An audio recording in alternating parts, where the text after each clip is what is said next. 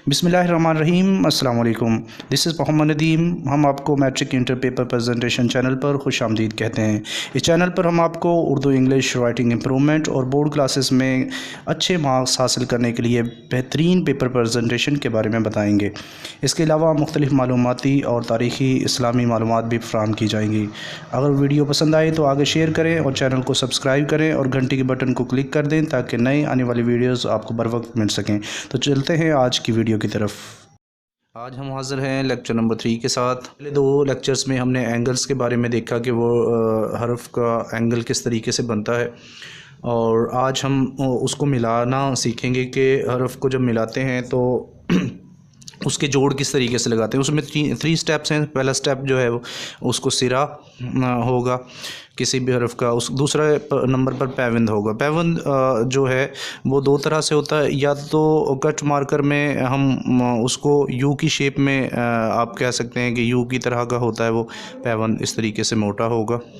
या आप we pen से अगर आप लिखेंगे सादा पेन से तो वो वी की शेप में भी पैवंद हो सकता है, मतलब उसको जोड़ना। मिसाल के तौर पर अगर हम लिखते हैं यहाँ पर स्वाद और दाल, अब दाल को मिलाना है तो यहाँ पर ये इसका पैवंद लगाएंगे दूसरे नंबर पर, और फिर आगे इसको दाल इस तरीके से। जब भी दाल को किसी हरफ के साथ मिलाकर लिखते हैं तो वो रे की शक्ल इख्तियार कर लेगा।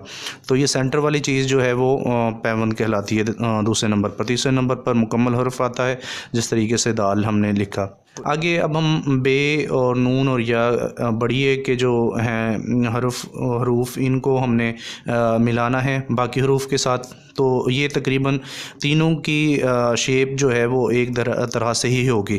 जिस तरीके से बे को हम बे के साथ मिलाएंगे तो इस तरह की शेप निकलेगी, या नून को बे के साथ मिलाएंगे तो तब भी हम इसी तरह से इसकी शेप बनाएंगे ये।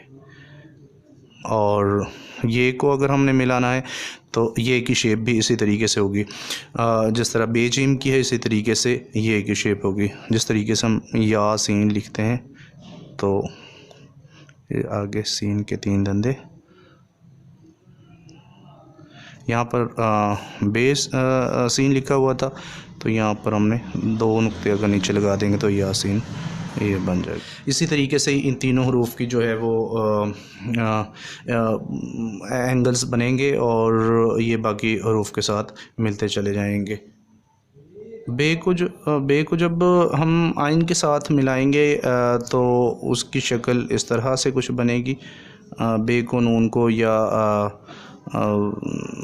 बड़ी ए को मिलाएंगे तो इस तरीके से उसकी शेप बननी है। इसकी ये वाली शेप जो है ये उकाब के जिस तरह चूंज होती है उस तरह आपने बनानी है। और जीम का एंगल हमने देखा है कि जीम की मुकम्मल गुलाई करेंगे 45 की इसकी के एंगल्स होते हैं ये दोनों इस तरीके से। पहले लेक्चर में हमने सारे एंगल्स के बारे में ही डिस्कस किया था। तो बेफे अगर हम लिखेंगे तो बेफे भी इसी तरीके से होगा।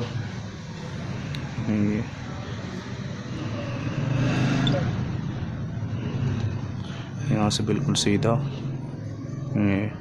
इस तरीके से बेफे लिखा जाएगा। बे को हम छोटी या के साथ जब मिलाएंगे तो इस तरीके से दाल की शेप बनेगी इसकी। मोटा हमने इस मार्कर को लगाना है और उसके बाद दोबारा ये यहाँ से इस तरीके से नून ये नहीं। अगर बे बी करना है तो भी ऐसा ही लिखेंगे, नून या नी करना है तब भी ऐसे लिखेंगे।